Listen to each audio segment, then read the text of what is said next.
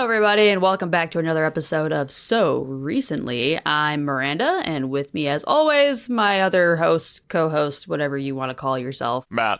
I'll call myself Matt. Hey, what's up? Hey, how's it going? It's going good. It's been an interesting start of the year, but doing well.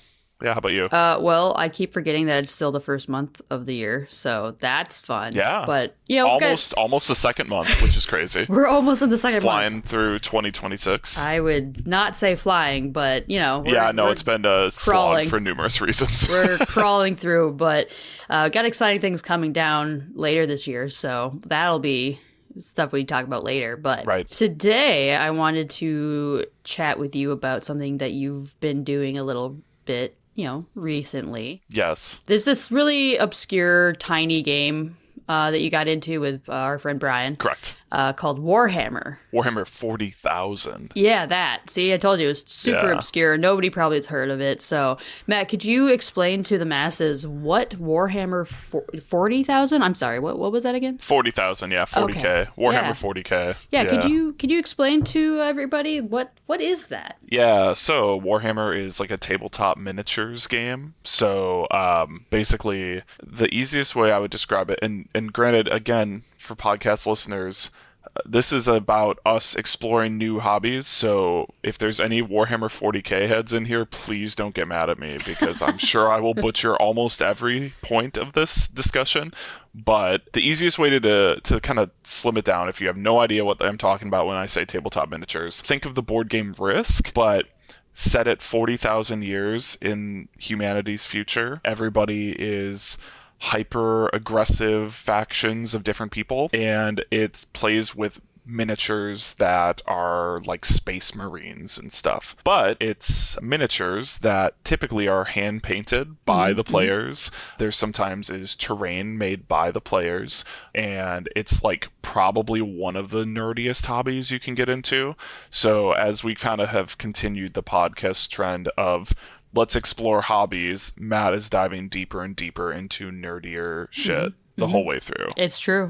And now I'm at Warhammer 40K, which I know last we talked about was D&D. Which I played, so I'm also in the nerdiness. I don't want you to be alone here. Totally, but Warhammer is maybe one of the few things that I would say is nerdier than D&D. Yeah, debatably. I would agree. But I think almost certainly it is, because you paint minis, which you can do for D&D. Yeah, you can do that. But it is D&D. almost a requirement for Warhammer, so it's a little different. That's true. And I will say as a little side thing, I really like painting minis. Like, that's been a really fun thing that I do occasionally with Brian. Because he had to paint all the Warhammer minis, and I would paint, instead of the Warhammer stuff, I would paint little D&D figures that I probably would never use, but I like those a little better. So that's my contribution, as I would paint the minis. So what I'll mention too right off the rip is Brian did not paint all of the Warhammer minis we played with. He painted like 8. And there were a lot more that were unpainted that we played with. Yep. But that's okay. No shade, Brian. I get it. The shade. A little bit of shade. There was actually no shading done with paint because he didn't paint half the minis.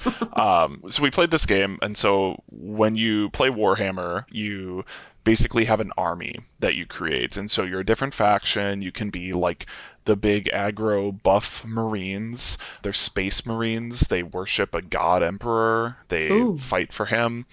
There's a Warhammer lore that's very in the weeds and in depth. Like Dune? Yeah, a little bit, yeah. Okay. So there's like some of that is a little bit different, right? Okay. Then there's like a faction that is very like insectoid, kind of bug type people that you see in like a ton of space sci-fi. So like Starship Troopers or Starcraft, they all have like some sort of like weird bug type people. Okay. That's going to be like another faction. I think there's like orcs. It gets really in the weeds, but you pick an army and then you have this big tabletop that you do the battle on. We bought the starter set, so it came with 2 like very, very small armies that in like a legal game wouldn't even really be considered an army. It's like maybe a platoon or like a fourth of the army. So we didn't really play like full Warhammer. But we played in that smaller You got like setting. A little taste. A little taste of it. Okay. Yeah. Yeah, so hopefully that kind of gives you a starting point for what we did. Yeah, absolutely. And I mean, I gathered that you guys enjoyed it because you went out and bought More stuff. another. Yeah, you got more stuff for it. So I imagine that you and Brian will be playing more. Yeah. Is this a two-player thing? Like you or could you have like multiple armies at once? Like how does that work? That's a really good question. From what I understand, it's 2-player. I am sure there's some variant or house rules at minimum for like a 3-player game. Mhm. But my guess is it's 2-player exclusively. Okay. And that's typically like the format I hear about it in. The thing with Warhammer is you have all these minis, so it's not like you have, I know like Risk, if our listeners have played Risk before or have seen it, Risk has like all these different troops on a map, and there's all these little minis. These minis are usually bigger and a lot more detailed. So like I've got some Warhammer, they're actually Kill Team, and we'll talk about that in a bit, minis. I'll show like Miranda. And yeah. I know Miranda, you've already seen some of these being built, Mhm. but they're a lot more in-depth than like a typical like army dude miniature that like are your like traditional toys that you've seen. But yeah, and then you paint all this setup, you set it all up, and then you play a game that lasts like 3 to 5 hours. So, Wild. yeah, it's pretty involved. Yeah, so I guess what do you want to know? Because I could man. talk a lot about it, but I- it was pretty fun. I'll start that off. Okay, well, I mean, I know next to nothing about Warhammer except that it's like, oh, okay, let me just tell you what I understand it is. It is like Space Marine, so kind of Halo, kind of Dune, kind of Risk, Yep. all packaged in one. And they're like constantly fighting for control over like a galaxy.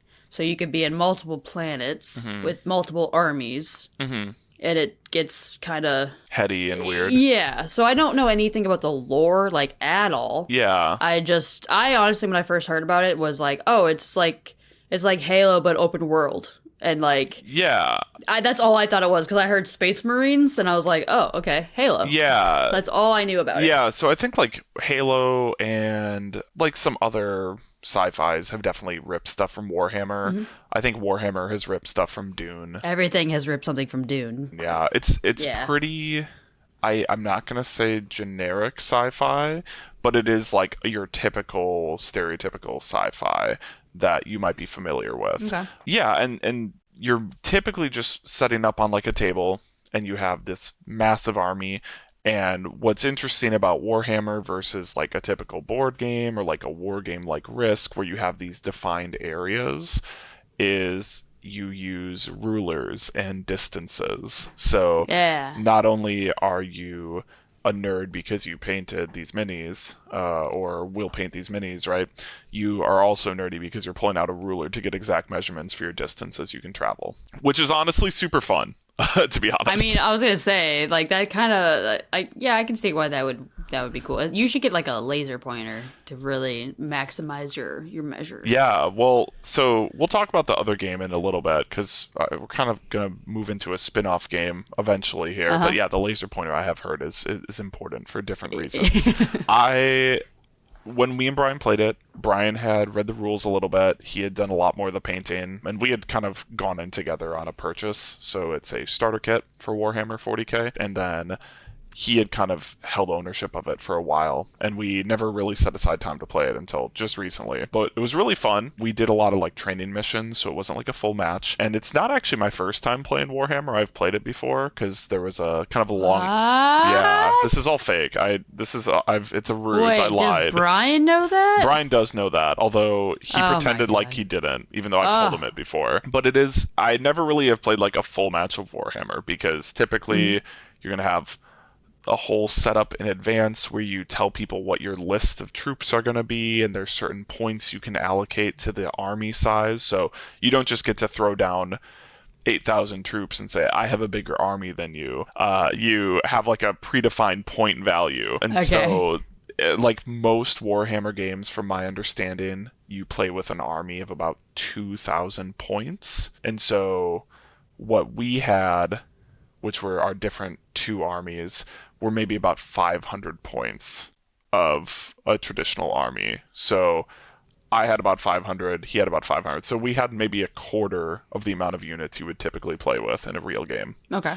So very small scale. right? Very, very small. Okay. But you measure distances, you advance units, there's all these different rules for combat. At the end of the day, you're just rolling dice, though. So you might go and say, hey, I want this platoon of soldiers to fire at these aliens, and you roll like 20 dice.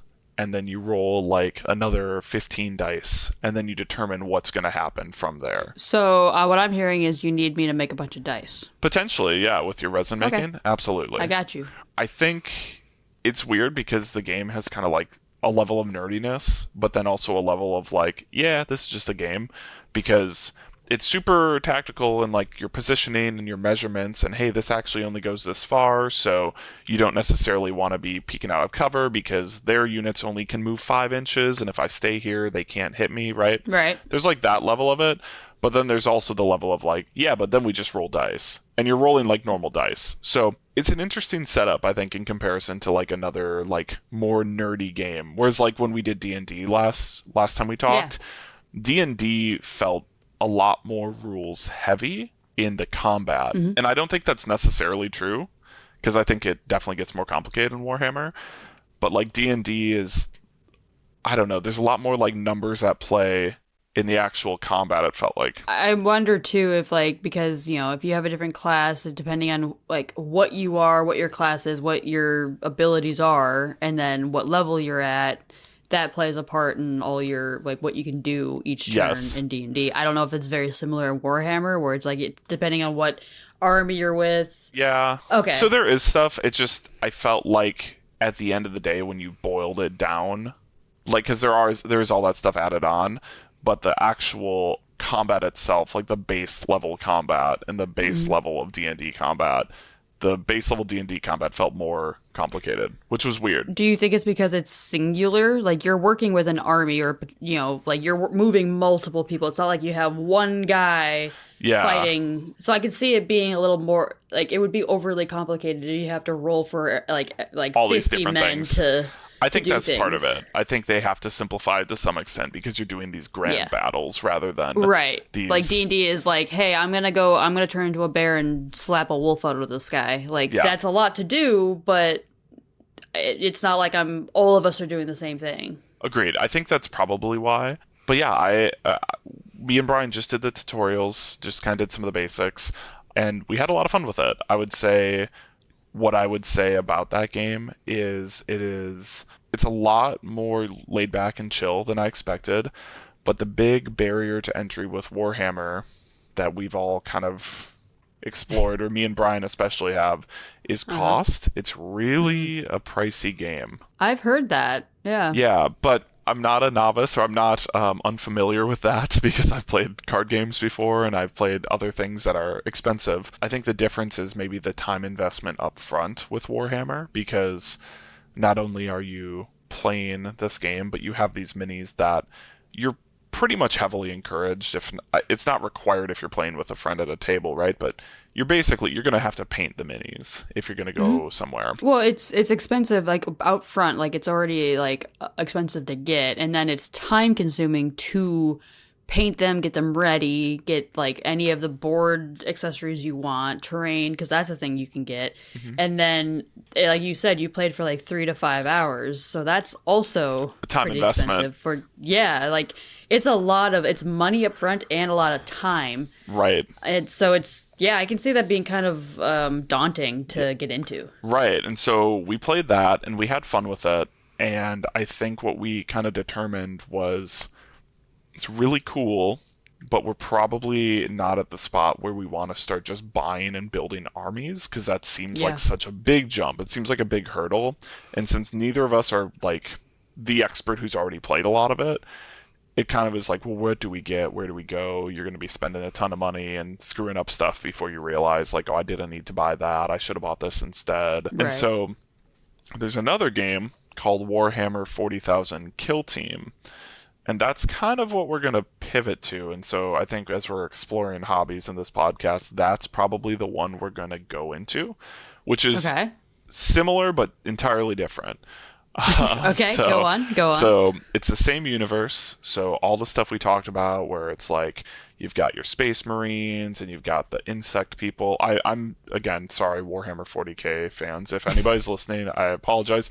Brian, if you're listening, I know you're a lot bigger into the lore, or at least know more than I do. So apologies that I don't know as much. Hey, you know what? That's part of this podcast is if anyone listening knows more, please comment and let us know because this podcast is all about us trying new things, trying new hobbies. So this is Matt being vulnerable. This is me being vulnerable, as I always am when I explore my hobbies and my interests on this podcast. So be nice. Yeah. So, but it's a little bit different. So instead of having these massive armies, it's more about small scale tactical skirmishes. Ooh, okay. And the difference is instead of having these like big battles where you move out a group of 20 units and you roll a bunch of dice at once, you have a smaller battlefield and you have like somewhere between like 6 to 14 dudes on a map on your team. And then your opponent has a similar number and you're going head to head on this smaller map, and each of your units is a little bit more specialized. The actual turn order is structured a little bit differently, and fundamentally there is a lot of differences to the game, but it still uses like the same minis. Okay. So the exciting thing about it is if me and Brian decide, hey, Kill Team is really cool, we love this, and we just start buying all this Kill Team crap, if we ever pivot and go into the bigger Warhammer game, some of our Kill Team can be used in Warhammer. So it's not necessarily, nice. You're not necessarily jumping into the large scale right away, which granted, I think either way, like you're buying minis, it gets expensive regardless, but we're not necessarily going into the issue of, I suddenly have 80, 90 minis I need to paint, right? Like I'm starting with 7, which I can do in a reasonable time frame rather than, buying an army, which then at that point, like that becomes a secondary hobby for months as I learn how to paint and I learn how to get skills in that. And like, that's something I've been interested in, and I know we've talked about painting minis in the past, and so I definitely have interest in it, and I've done it a little bit, but I would like to do more of it, right? And I think it'd be a good pivot. Yeah, I feel like that's gonna be a topic eventually, because the small amount that I've done on mini painting, I've really enjoyed, and I do enjoy it, so I have a feeling that if I offered to paint alongside you guys, probably not yours. Yeah. Like your Warhammer guys, maybe, but I could paint like D&D figures or other little minis, and I would do that. I think like a painting party would be fun. I'm hoping it's something that I can kind of do while I listen to a podcast or do while I listen to music. Yeah. I've thought about like how I've the issue and part of the thing when we created this podcast is I get into things pretty heavily. So if I do this, I end up immediately starting to think of like, well, what is the best way to paint? Like, how should I be doing this? Yep. Like, I've been looking into it, and it's like, okay, well, you have to prime your minis if you want to do it well. So I really need to buy some primer, and then I need to buy something to prime them on, and I need to probably go get and spray that outside. And inevitably, as you look into stuff like this, you find hobbyists who do this regularly, so they will say, well, actually, you don't need to buy a primer, you should just get an airbrush and you should just learn how to use an airbrush. And it's like, that's super cool. I need to shut that down right away because I will go down the rabbit hole and I will get too in the weeds. So I'm starting with learning how to prime and paint basic minis. Look, Matt, you're preaching to the choir here. There's a reason why we have this podcast, because I also will just jump headfirst into these hobbies. So I'm holding myself back quite a bit with minis because the next an airbrush would be like so cool to have, but I kind of promised James that I won't do anything crazy until like if we possibly move, I have like a craft studio where we can figure out like a space in like the garage or a shed somewhere where we can like that'll be my like go crazy with resin and airbrushing and like all those toxic things. Totally. Go crazy. Totally.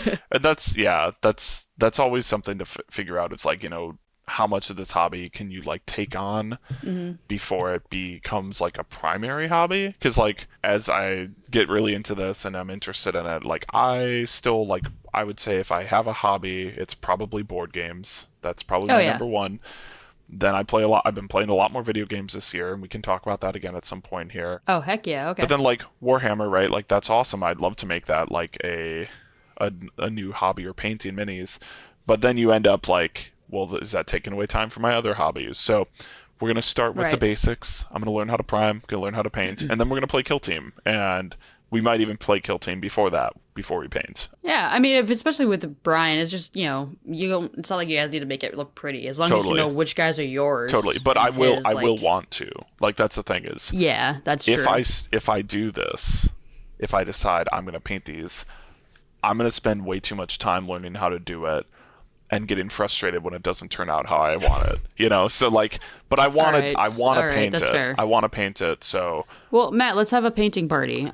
I'll come over and we can paint. Okay. I'd probably be down for that. I think that'd be cool. Okay, that'd be fun. And honestly, James and I, like my first time ever painting minis like a while ago, maybe a year ago, we literally each had our headphones on and we're just sitting next to each other listening to podcasts separately, and it was great. So that's awesome. Yeah, it was like parallel play, I think they call that. Where it's like you're both doing something together, but you're not really interacting at all. Yep, it was great. Yeah, and honestly, like that's kind of what I'm looking for in this, as far as like that side of the hobby. But I just think me and Brian both had a lot of fun with Warhammer. Now, yeah, the thing is, Kill Team is very different rules wise, but what's interesting is as we kind of looked into it more, I think Warhammer seems like a really fun, like, hey, we're gonna chill, like just hang out, have a couple beers and eat some snacks and play a game. And Kill Team feels a lot more, this is tactical. It's have quicker. Well, I mean, yes and no. It almost feels like you have to be more serious about the moves you're making.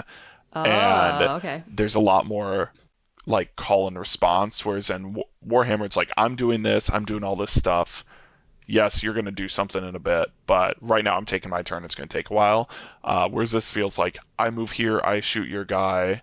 Okay, well, my other guy comes out from behind cover and shoots the guy that just shot my guy. Like, it feels a lot more like kinetic, which I'm excited about. Yeah. But we'll have to play it because we've only, like I said, played Warhammer. The topic is Warhammer. That's what we've played. We haven't played Kill Team yet, but that's kind of what we're pivoting to, which is interesting. So it's like exploring a hobby that we've done, but like a different side of it, right? Which I think will be fun to revisit at some point after we've played Kill Team. Absolutely. To say, like, what do I like better? What do I like about different things, right? Yeah, I would love to revisit the topic of Warhammer end of statement, because I don't know, is there a lot of other variations of Warhammer? Like you're doing this new one that you're pivoting to. Is there others too? There technically is like another Warhammer game.